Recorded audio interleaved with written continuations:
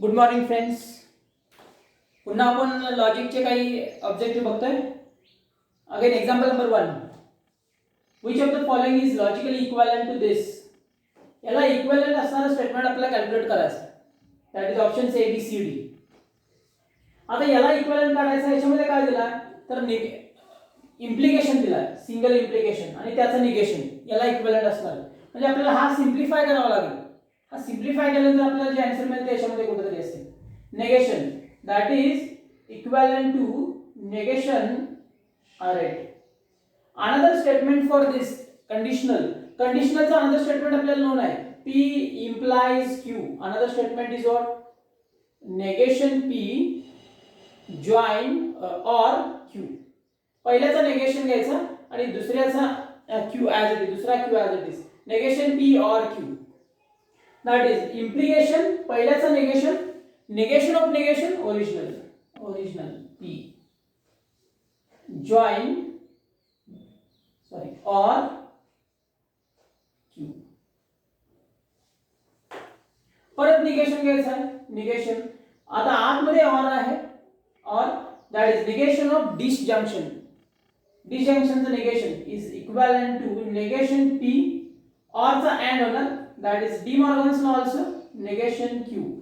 negation P and negation Q. कुठे option आहे D ला.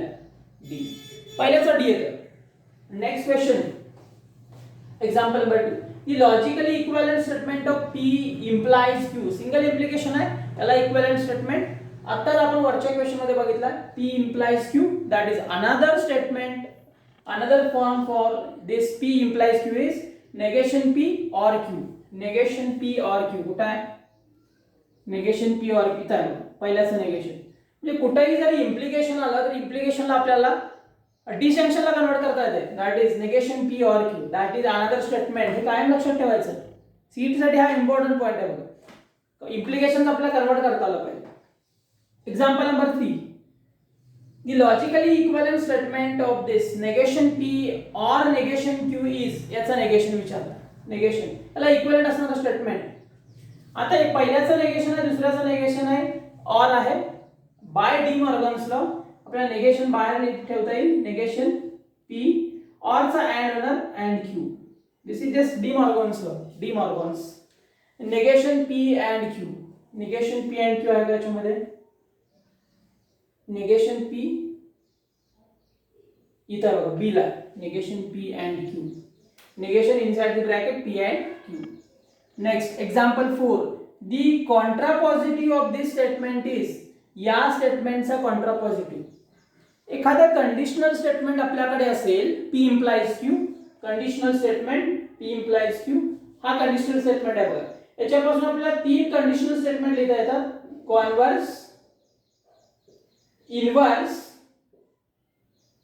And contra and contrapositive. Converse, inverse, contrapositive. याचा contrapositive काय आहे तर contrapositive is equal to negation Q implies negation P. That is the contrapositive statement of this conditional. आता conditional काय? This is first one, this is second one. याचा contrapositive विचारलाय. First implies second असेल तर याचा contra negation second is R implies negation first P or Q. This is the contrapositive. Just this is the contrapositive. Negation R implies negation P and or Q. That is I write negation R implies. आता मला इथं और आहे और it is disjunction. हे disjunction आहे. negation of disjunction separate negation P and negation Q by De Morgan's law, or it is negation of disjunction. disjunction चं negation घेतलं की येतं. negation R implies negation P and negation Q. कुठं option आहे बघा ए ला. हे ऑप्शन म्हणजे मोस्ट इम्पॉर्टंट काय तर इम्प्लिकेशन. सिंगल इम्प्लिकेशनचा आपल्याला अनदर फॉर्मॅट लिहिता आला पाहिजे. सिंगल इम्प्लिकेशनचा another format negation P or Q.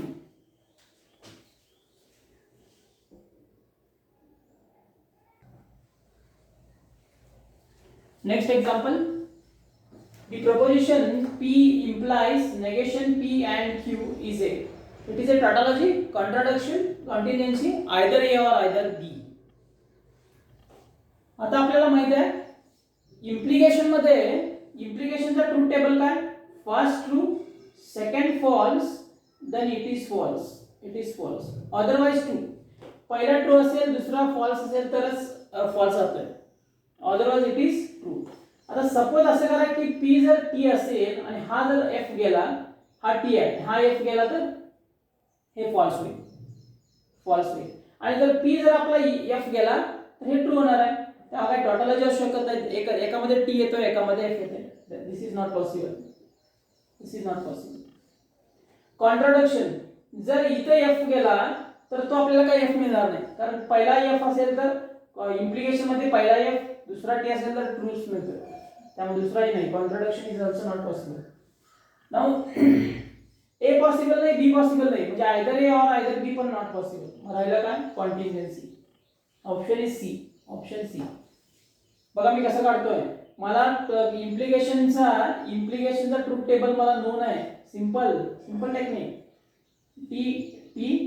T F F T F F इथं तेवढाच फॉल्स येतोय बाकीच्या ठिकाणी T येतो. इम्प्लिकेशन मध्ये first true second false then false otherwise true. ही इम्प्लिकेशनचा P जर T गेला आणि हा F गेला तर काय होणार आहे Fच मिळणार आहे. त्यामुळे टोटॉलॉजी येऊ शकत नाही. तिथे आपल्याला एक टोटॉलॉजीला सगळे T लागतात आणि कॉन्ट्राडिक्शनला सगळे F लागतात. मग जर समजा P हा F गेला पहिला F असेल तर दुसरा T असू दे किंवा F असू दोन्ही Tच मिळणार. त्यामुळे कॉन्ट्राडिक्शन पण मिळत नाही कारण कॉन्ट्राडिक्शनला सगळे F लागतात. त्यामुळे काय पहिला नाही दुसरा नाही म्हणजे D पण नाही. मग राहिलं एक काय मिक्सिंग T आणि F that is contingency. Next example number 6 the false statements in the following is. False statement विचारला याच्यामध्ये कोणतं स्टेटमेंट फॉल्स आहे म्हणजे याच्यामध्ये 3 स्टेटमेंट ट्रू आहे एक फॉल्स स्टेटमेंट विचारलं. आता आपण जे इझी आहे ते पहिल्यांदा कॅल्क्युलेट करून बघूया. P and negation P. आता इथं काय अँड ला काय both are true then true otherwise false. मग P जर T गेला तर नेगेशन T काय होणार F. T अँड F हे ऑलवेज F येणार पण इथं कॉन्ट्राडिक्शन चालू आहे. हे ट्रू स्टेटमेंट आहे. इट इज ट्रू स्टेटमेंट त्यामुळे हे येणार नाही. आपला फॉल्स स्टेटमेंट काढायचा आहे. इथं negation of negation original P implies P.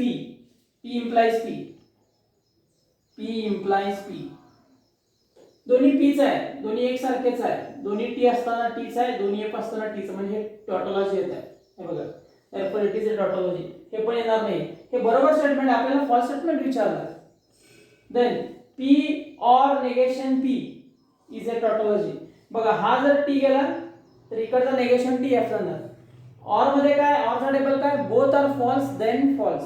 मग हे दोन्ही एकसारखे कधीच होणार नाहीत कारण हा P आहे तर इथे नेगेशन P याच्या अपोजिट असणारच आहे. हा T गेला तर हा F होईल हा F गेला तर हा T होईल.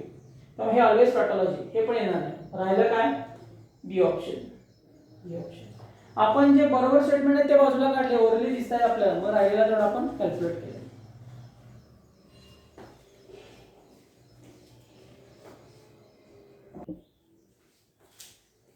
Next example the negation of this is equivalent to. याचा निगेशन कुणाला इक्वॅलेंट असा क्वेश्चन विचारलेला आहे.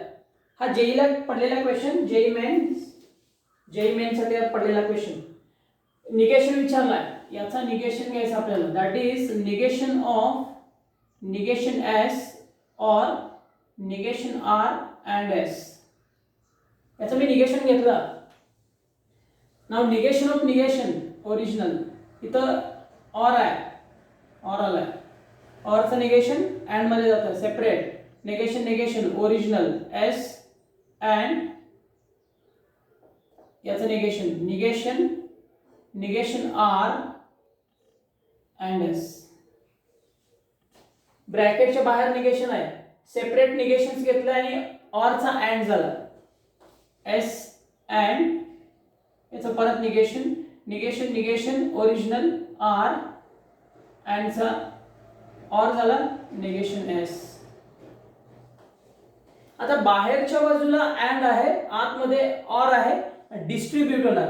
दोन्ही ठिकाणी बाहेर वेगळा आत वेगळा असेल तर डिस्ट्रीब्यूट होत असतं, distributive. That is S and R or S and negation S.